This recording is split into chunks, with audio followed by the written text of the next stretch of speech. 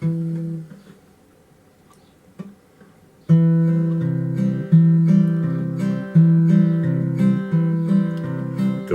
tell Aunt Rhody, go tell Aunt Rhody, go tell Aunt Rhody, the old grey goose is dead.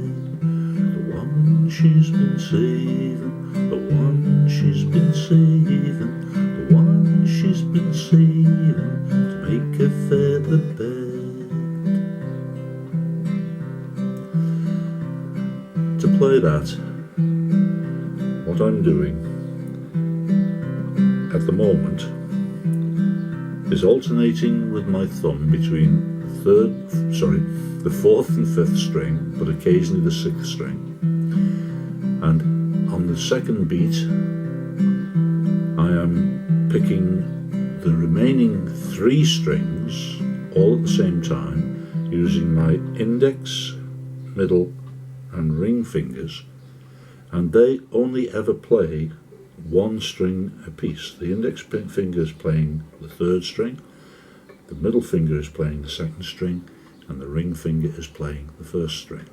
And when they're played together, you get a chord in that fashion. So it's thumb, fingers, thumb, fingers, thumb, fingers, thumb. Change chord, thumb, fingers, thumb, fingers, thumb, fingers, thumb, fingers, thumb, fingers, thumb, fingers, thumb, fingers, thumb. Change chord, thumb, 6. And then those 5, 5 at the end. But I won't guarantee that I will do that all the time. But basically that's the very simple picking pattern to begin the song. The reason I use C, F and G seventh when I pick a lot of my songs is that you can find the melody more readily in that set of chord shapes. So if I want to play the melody this time, then I've got to find out where the notes are. So with a little bit of experience, you figure out where they are by instinct. So the first note in this song is the fourth string held down in its normal position for C on the second fret. So that's actually the note E, if you're interested. Now then it goes, go tell Aunt Rhody. So that was 4 at the second fret, 4 at the second fret, 4 open, 5 and 5 again. That's at the third fret in the normal C position. So that little phrase is, go tell Aunt Rhody. Now then the next line, we're changing to the G7th, but the pattern is very similar.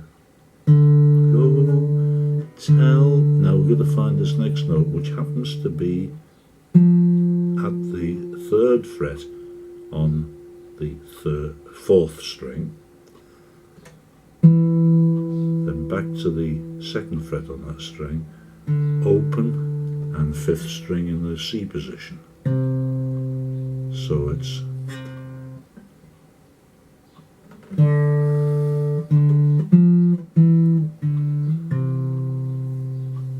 and if I'm playing that with the chord changes from the beginning, then it is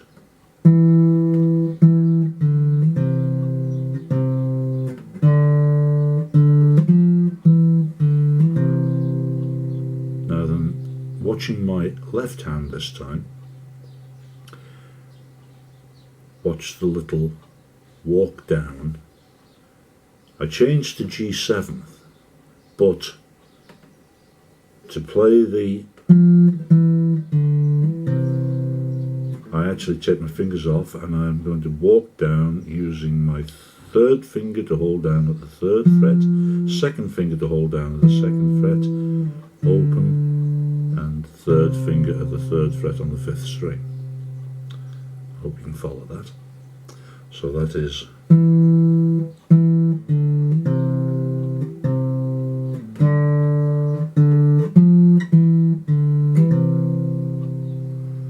now then it goes. That's the index finger playing its own string, which in the C chord shape is open. Now then, I've changed to F to get that one. So it's a similar walk down as I did from G7, but this time I'm doing it from F, so it's I'm changing to C to get to that one, open, and still on C back to the fifth string there. And then the last phrase is, sorry,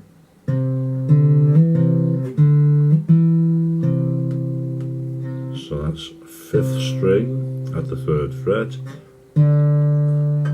fourth string open, fifth string at the third fret, fourth string open, fourth string at the second fret in the C position, and fifth string, third fret at C position.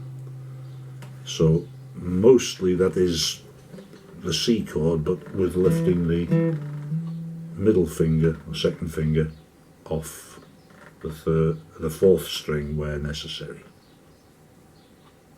Let's try and put the whole thing together. This is still just picking out the melody.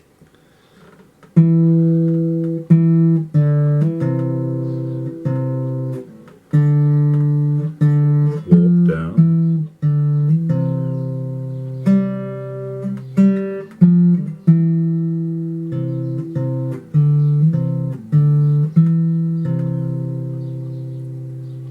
Okay, having established where the melody is, we now expand on that by adding a bit of extra accompaniment with the other fingers, and the important thing here is to keep the rhythm going. However you decide to do it, you must keep a steady rhythm. One way of doing that is a very simple strum or picking pattern, and that's a 1, 2, 3, 4 thumb, index, middle, ring, like this.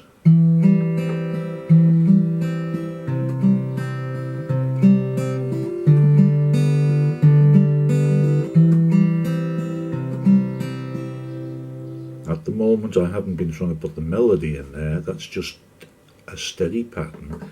Index, ring, sorry, thumb, index, middle, ring, thumb, index, middle, ring, thumb, index, middle, ring, thumb. Right? So with that one, I could then keep that rhythm going, but occasionally, instead of doing 1, 2, 3, 4, I can do this. 1, 2, 3, 4. So that's the thumb, index, making up the 4 beats. So see if you can spot where that happens in this little bit.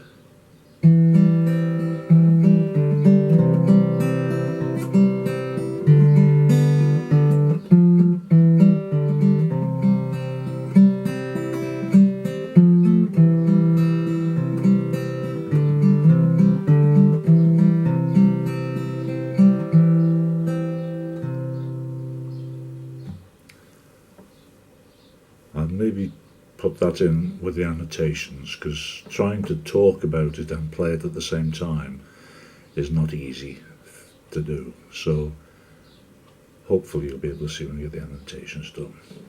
You can also syncopate the rhythm a bit if you wish, in this sort of fashion.